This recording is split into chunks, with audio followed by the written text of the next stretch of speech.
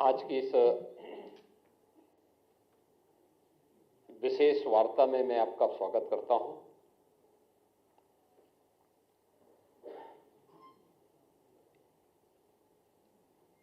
ये press meet Congress और अन्य विपक्षी दलों के द्वारा किए जा रहे अनैतिक और असंवैधानिक आचरण की ओर का समय समय पर इन लोगों के द्वारा किए गए भारत के संविधान के शिल्पी बाबा साहब डॉक्टर भीमराव अंबेडकर के अपमान से पर्दा उठाने के लिए, ध्यान आकर्षित करने के लिए अत्यंत महत्वपूर्ण है।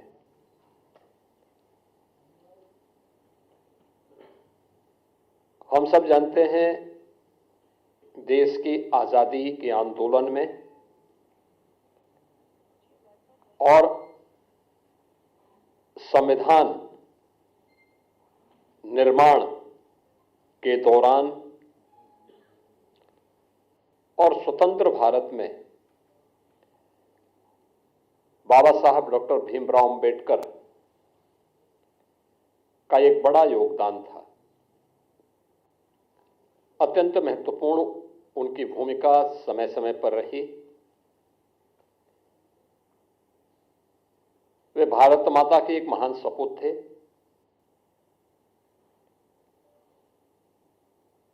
उन्होंने विपरीत परिस्थितियों में तमाम प्रकार के सामाजिक बंधनों का सामना करते हुए उच्च शिक्षा अर्जित की, वित्त और अर्थव्यवस्था के क्षेत्र में, कानून के क्षेत्र में दुनिया की सर्वश्रेष्ठ डिग्री अर्जित की और फिर उसके माध्यम से उन्होंने भारत को अपने उस ज्ञान से आलोकित करने में अपनी पूरी ताकत लगाई। भारत के संविधान के शिल्पी के रूप में हर भारतवासी बाबा साहब डॉक्टर भीमराव अंबेडकर के प्रति श्रद्धा और सम्मान का भाव रखता है। एक और भारतवासी के मन में बाबा साहब भीमराव अंबेडकर के प्रति श्रद्धा और सम्मान का भाव, बाबा साहब भीमराव अंबेडकर के सपने का भारत बनाने के लिए भारतीय जनता पार्टी सदैव पूरी ईमानदारी और प्रतिबद्धता के साथ कार्य की है।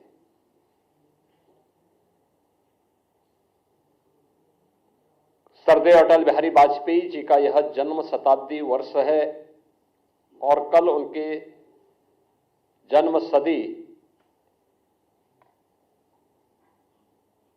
का एक आयोजन भी पूरे देश के अंदर होने जा रहा है। अटल जी की सरकार रही हो या आदरणीय प्रधानमंत्री नरेंद्र मोदी जी के नेतृत्व में चलने वाली भारतीय जनता पार्टी की सरकार, सदैव बाबा साहब भीमराव अंबेडकर की भावनाओं के अनुरूप भारतीय जनता पार्टी ने बाबा साहब भीमराव अंबेडकर को सम्मान दिया, उन भावनाओं को प्रतिनिधित्व दिया और हर स्तर पर उनके प्रति श्रद्धा और सम्मान का भाव रखा। चाहे वे पंचतीर्थ याद करें, बाबा साहब भीमराव अंबेडकर का जन्म मऊ मध्य प्रदेश के जिस क्षेत्र में हुआ था, वहां पर भारतीय जनता पार्टी के तत्कालीन मुख्यमंत्री श्री सुंदरलाल पटवा जी ने स्मारक बनाने का काम किया था और उसका उद्घाटन सरदेव अटल बिहारी वाजपेयी जी के द्वारा किया गया। दिल्ली में अंबेडकर सेंटर के लिए भूमि प्रदान किया था स्वर्गीय चंद्रशेखर जी ने, और वहां पर अंबेडकर इंटरनेशनल सेंटर की स्थापना आदरणीय प्रधानमंत्री मोदी जी ने किया। दीक्षा भूमि नागपुर में भव्य स्मारक बनाने का कार्य हो, या फिर इंग्लैंड में जहां पर बाबा साहब भीमराव अंबेडकर ने उच्च शिक्षा अर्जित की थी,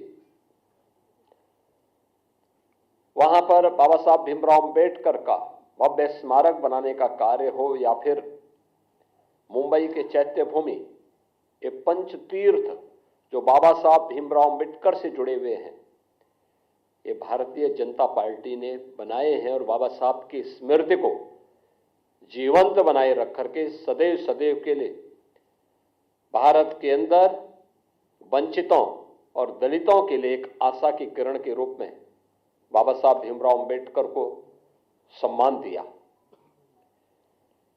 आज जो कुछ भी कार्य मोदी जी के नेतृत्व में चलने वाली एनडीए की सरकार के द्वारा किए जा रहे हैं, जिनमें पहली बार दलित और वंचित शासन की योजना का हिस्सा ईमानदारी के साथ बन रहा है, चाहे वह हर घर में शौचालय बनाने का कार्य हो, हर एक परिवार को, वंचित और दलित परिवार को आवास की सुविधा, सिर ढकने के लिए आवास की सुविधा हो, स्वास्थ्य बीमा का कवर देने का कार्य हो, चाहे वह देश के अंदर 80 करोड़ लोगों को राशन की सुविधा उपलब्ध करवाने का कार्य हो, अनुसूचित जाति, जनजाति और अन्य वंचित तबके को शासन की सभी प्रकार की सुविधाओं से आच्छादित करने का कार्य हो, ये सभी प्रधानमंत्री मोदी जी के नेतृत्व में देश के अंदर बखूबी चल रहा है। बाबा साहब भीमराव अंबेडकर इसी बात के लिए सदैव प्रेरणा प्रदान करते थे। इसी प्रेरणा से प्रेरित होकर के भारतीय जनता पार्टी अपने इस अभियान को पूरी ईमानदारी और प्रतिबद्धता के साथ आगे बढ़ा रही है। एक और भारतीय जनता पार्टी उन मूल्यों, उन आदर्शों के प्रति समर्पित होकर के कार्य कर रही है, तो दूसरी तरफ कांग्रेस, जिसका इतिहास देश के अंदर भारत के दलितों और वंचितों का अपमान करना, जिसका इतिहास तुष्टीकरण के आधार पर दलितों और वंचितों को उनके अधिकारों से पूरी तरह रोकने की एक कुत्सित चेष्टा का हिस्सा रहा है, और दूसरी तरफ तुष्टीकरण के आधार पर देश को विभाजन के कगार तक पहुंचाने का कार्य भी कांग्रेस ने किया। कौन नहीं जानता है कि पंडित नेहरू नहीं चाहते थे कि बाबा साहब भीमराव अंबेडकर संविधान सभा का हिस्सा बने। कांग्रेस नहीं चाहती थी कि बाबा साहब भीमराव अंबेडकर को संविधान सभा के ड्राफ्टिंग कमेटी का अध्यक्ष बनाया जाए, और राष्ट्रपिता महात्मा गांधी के हस्तक्षेप के बाद यह संभव हो पाया। और कांग्रेस ने अपनी कुत्सित मंशा का परिचय बाबा साहब भीमराव अंबेडकर के प्रति अपने विद्वेष भावना को तब परिचय दिया जब यूपीए की सरकार थी, और उस समय उन्होंने पाठ्य पुस्तकों के उस कार्टून को,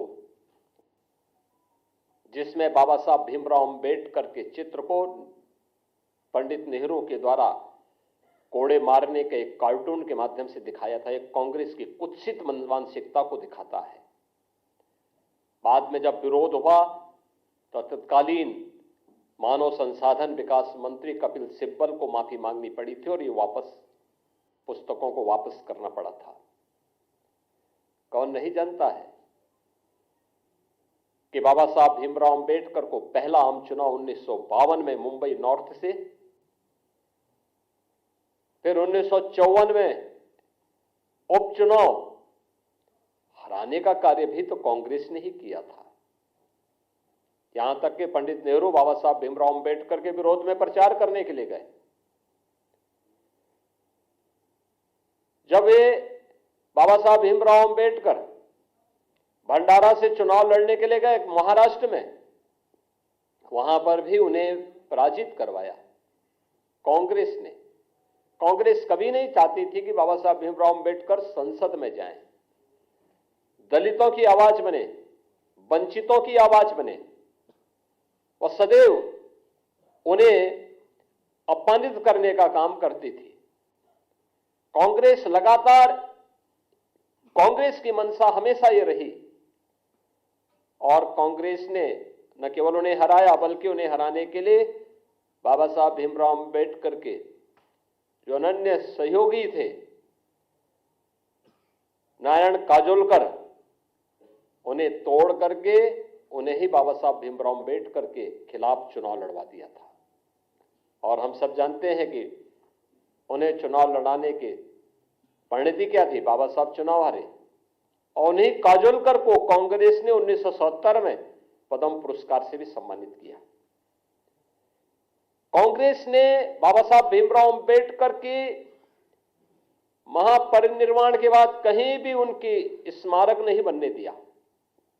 जो भारतीय जनता पार्टी ने स्वर्गीय अटल बिहारी वाजपेयी जी के समय और आज आदरणीय प्रधानमंत्री नरेंद्र मोदी जी के समय जो पंचतीर्थ बने हैं, ये भारतीय जनता पार्टी ने बनाए हैं, कांग्रेस ने नहीं। कांग्रेस ने कभी नहीं बनने दिया। बाबा साहब भीमराव अंबेडकर को कभी पद्म पुरस्कार तक नहीं देने दिया। भारत रत्न भी बाबा साहब भीमराव अंबेडकर को तब मिला जिस सरकार में भारतीय जनता पार्टी सपोर्ट कर रही थी। कांग्रेस का इतिहास इसी से आप समझ सकते हैं। जो बाबा साहब भीमराव अंबेडकर ने अपने इस्तीफे के दौर के बाद कही थी, जब उन्हें अपने पद को छोड़ने के लिए मजबूर होना पड़ा था, तो उन्होंने उस समय नेहरू सरकार पर आरोप लगाए थे। और यह परंपरा है कि कोई मंत्री अपने पद से इस्तीफा सदन के रहते हुए दे रहा है तो उसे सदन में बोलने का अवसर दिया जाता है। बाबा साहब भीमराव अंबेडकर को नहीं बोलने दिया सदन में, अपमान यहां पे भी किया गया। उनके इस्तीफे को उजागर नहीं होने दिया गया। अपने इस्तीफे में बाबा साहब अंबेडकर इस बात को कहते हैं कि कांग्रेस को वंचितों और दलितों की चिंता नहीं है, पंडित नेहरू को दलितों और वंचितों की चिंता नहीं है, इन्हें मुसलमानों की चिंता है। ये वंचितों और दलितों से ज्यादा महत्व उन्हें देते हैं, और मैं वंचित और दलितों की आवाज बनना चाहता हूं। मैंने वित्त और अर्थशास्त्र विषय से उच्च डिग्री हासिल की है, मुझे किसी संसदीय समिति में तक नहीं रखा गया है।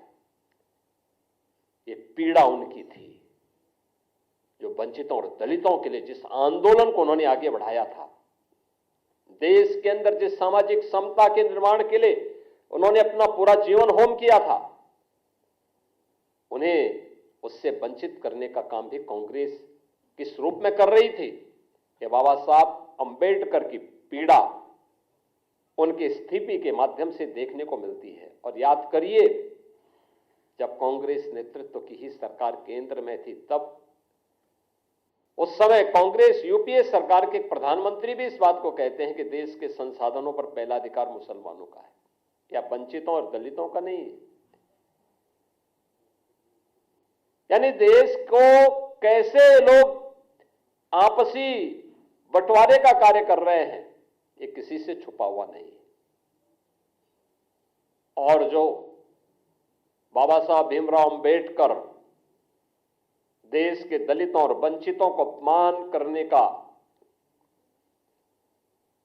जो एक काला अध्याय कांग्रेस का रहा है, कमोवेश वही परिपाटी समाजवादी पार्टी ने भी अपनाई है। याद करिए, समाजवादी पार्टी की सरकार के समय 2012 में जब सरकार बनी थी, तब तत्कालीन मुख्यमंत्री ने कहा था कि सामाजिक न्याय से जुड़े हुए जो स्मारक हैं लखनऊ में बने हुए, सबको तोड़वा देंगे। यानी उन्हें सामाजिक न्याय के इन पुरोधाओं के स्मारक उन्हें अच्छे नहीं लग रहे थे, और उन्होंने अपने समय में किया भी। कन्नौज के बाबा साहब अंबेडकर के नाम पर बने हुए मेडिकल कॉलेज का नामकरण हटा दिया, उसे बाबा साहब भीमराव अंबेडकर का नाम हटा दिया। लखनऊ में भाषा विद्यालय मान्यवर कांशीराम जी के नाम पर स्थापित था। वे सामाजिक न्याय की जिस लड़ाई को लड़े थे, समाजवादी पार्टी ने नाम हटा दिया। सहारनपुर मेडिकल कॉलेज का नाम हटा दिया, तमाम जनपदों से नाम हटा दिए गए। ये चीजें दिखाती हैं कि लोग किस रूप में समाज को विभाजित करने के लिए राजनीति करना चाहते हैं। आदरणीय गृह मंत्री जी के बयान को आधा अधूरा मीडिया के सामने प्रस्तुत करके उसके नाम पर किस प्रकार से अपनी राजनीतिक रोटियां इनके द्वारा सेकी जा रही है, इस तरीके से समाज को गुमराह करने का कार्य किया जा रहा है। अपने किए हुए पर पर्दा डालने के लिए इनके द्वारा लगातार इस शरारत की जा रही है। इन लोगों ने अपने कालखंड के दौरान, अपने कार्यकाल के दौरान बाबा साहब भीमराव अंबेडकर सामाजिक न्याय के पुरोधाओं और महापुरुषों, दलितों और वंचितों के प्रति जो विद्वेष की भावना इन लोगों के मन में थी, ये आज भी उस प्रकार का आचरण लगातार कर रहे हैं। और यही कारण है कि जो भारतीय जनता पार्टी लगातार प्रधानमंत्री मोदी जी के नेतृत्व में दलितों और वंचितों के लिए नई नई योजनाएं ला रही है, उनके उत्थान के लिए कार्य कर रही है। जीरो पॉवर्टी के लक्ष्य को प्राप्त करने के लिए, उन्हें 100% सिचुएशन के लक्ष्य की ओर बढ़ाने के लिए पूरी ईमानदारी के साथ कार्य कर रही है। इन सब के पीछे प्रेरणा बाबा साहब भीमराव अंबेडकर की है। उत्तर प्रदेश में हमारी सरकार ने स्वयं लखनऊ में बाबा साहब भीमराव अंबेडकर के नाम पर बाबा साहब अंबेडकर इंटरनेशनल सेंटर की स्थापना हम लोग कर रहे हैं। उत्तर प्रदेश के अंदर हर सरकारी कार्यालय में बाबा साहब भीमराव अंबेडकर का चित्र हमारी सरकार के समय, डबल इंजन की सरकार के समय लगे हैं। आजादी के बाद उत्तर प्रदेश से पहला दलित देश का राष्ट्रपति भी बनता है। पहली बार देश के अंदर कोई महिला जनजाति समाज से जुड़ी हुई एक मातृशक्ति भारत के सर्वोच्च संवैधानिक पद पर बैठती है। प्रधानमंत्री मोदी जी की प्रेरणा, उनकी लीडरशिप सबको सम्मान देने की है। गृह मंत्री जी के एक बयान को संसद में, वह भी संविधान दिवस के अवसर पर, और संविधान दिवस का यह आयोजन भी 26 नवंबर की तिथि को संविधान दिवस के रूप में पूरा देश आयोजित करके बाबा साहब भीमराव अंबेडकर के प्रति अपनी श्रद्धा और सम्मान का भाव व्यक्त करेगा। यह प्रेरणा प्रधानमंत्री मोदी जी की है। लगातार 2015 से संविधान दिवस के कार्यक्रम के साथ पूरा देश जुड़ता है। केवल मूल अधिकारों की ही नहीं, कर्तव्यों के बारे में भी जो प्रेरणा बाबा साहब भीमराव अंबेडकर की है, उससे पूरे प्रदेश को और पूरे देश को जोड़ने का कार्य प्रधानमंत्री मोदी जी का प्रयास कि बाबा साहब भीमराव अंबेडकर को सम्मान प्राप्त हो, हर स्तर पर सम्मान मिले। और संसद पर जब इन कार्यों को लेकर के संविधान सभा को संविधान दिवस को लेकर के चल रही चर्चा का जवाब देते हुए आदरणीय गृह मंत्री जी ने अपना भाषण कर रहे थे, उनके भाषण के छोटे से अंश को लेकर के कैसे कांग्रेस, समाजवादी पार्टी इनके द्वारा एक वितंडावाद पैदा करने का प्रयास हुआ, कैसे इनके द्वारा गफलत पैदा और गलतफहमी पैदा करने का प्रयास हुआ। कांग्रेस हो या समाजवादी पार्टी, इनका यह आचरण उनकी विद्वेष भावना को प्रदर्शित करता है। इन लोगों के द्वारा बाबा साहब भीमराव अंबेडकर के प्रति जो शब्द कहे गए थे पूर्व में, कौन नहीं जानता, समाजवादी पार्टी सरकार के समय उनके एक मंत्री जो सुपर सीएम के रूप में काम करते थे प्रदेश में, उनके वो वक्तव्य जो बाबा साहब भीमराव अंबेडकर के प्रति उन्होंने किए थे, कौन नहीं जानता है। ये सभी, यही उनका वास्तविक आचरण था। और हम तो कांग्रेस के नेता राहुल जी से कहेंगे, देश की संसद में, संसद परिसर में सांसदों पर हमला हो, यह दृश्य भी देश ने देखा है। क्या यह आचरण उनका संवैधानिक माना जाएगा? क्या कांग्रेस पार्टी का यह आचरण संवैधानिक माना जाएगा? भारतीय जनता पार्टी के दो सांसद चोटिल होते हैं।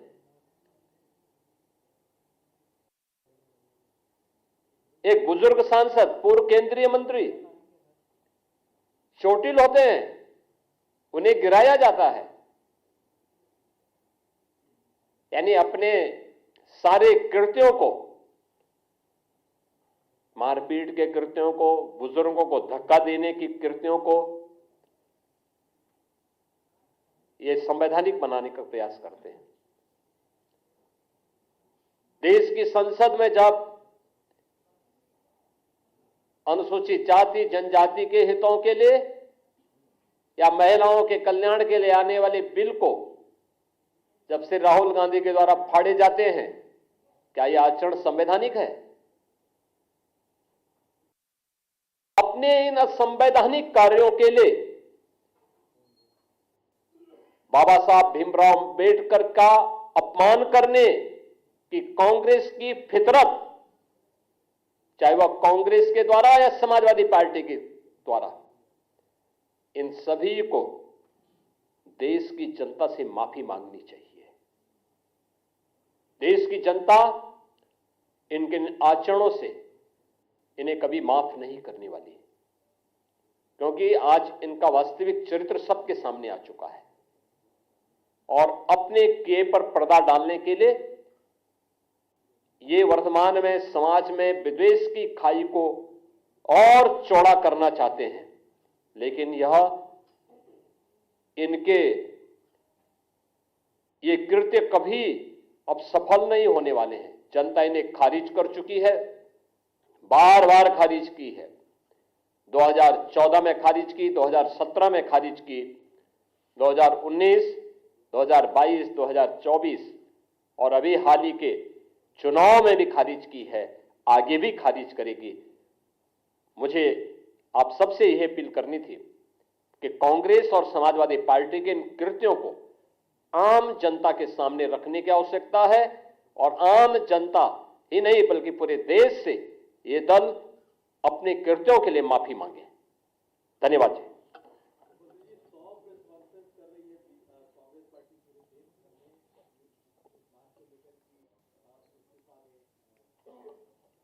हम यही तो कह रहे हैं कि कांग्रेस को अपने इन आचरणों पर भी बोलना चाहिए, कांग्रेस के इस आचरण पर भी बात की जानी चाहिए। आखिर बाबा साहब भीमराव अंबेडकर को भारत रत्न कांग्रेस के समय क्यों नहीं मिला? बाबा साहब भीमराव अंबेडकर को 1952 में, 1954 के उपचुनाव में और उसके बाद भंडारा के चुनाव में कांग्रेस पार्टी ने उनके खिलाफ चुनाव लड़वा करके, प्रचार करके और साजिश से उन्हें हराने की जो कुत्सित चेष्टा की, क्या इसके बारे में कांग्रेस बताएगी? बाबा साहब भीमराव अंबेडकर को उनकी योग्यता के विपरीत काम नहीं करने दिया गया। वित्त और उद्योग जैसे महत्वपूर्ण विभागों का दायित्व नहीं दिया गया। बाबा साहब भीमराव अंबेडकर को किसी महत्वपूर्ण संसदीय समिति का चेयरमैन नहीं बनाया गया।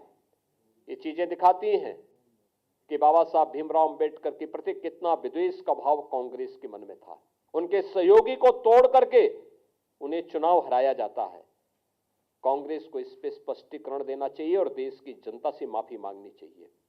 बाबा साहब भीमराव अंबेडकर का कोई भी स्मारक कांग्रेस ने अपने कालखंड में सर्वाधिक समय तक देश के अंदर, कांग्रेस की सरकार थी, भारत के संविधान के महानायक का, इस महान शिल्पी का स्मारक, चाहे उनकी जन्मभूमि में हो, चाहे उनके दिल्ली का जो सरकारी आवास था उसमें हो, उनकी दीक्षा भूमि नागपुर में हो, उनके चैत्य भूमि मुंबई हो, या उनकी उच्च शिक्षा की भूमि जहां पर उन्होंने अपनी डिग्री ली थी, उच्च शिक्षा की डिग्री इंग्लैंड में ली थी, वहां पर बाबा साहब भीमराव अंबेडकर को कोई स्मारक कांग्रेस ने क्यों नहीं बनाया?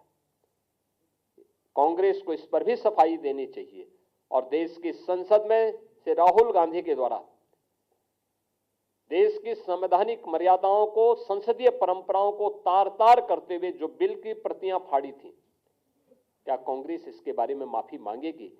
और कांग्रेस को इसके बारे में देश की जनता को बताना चाहिए। धन्यवाद जी।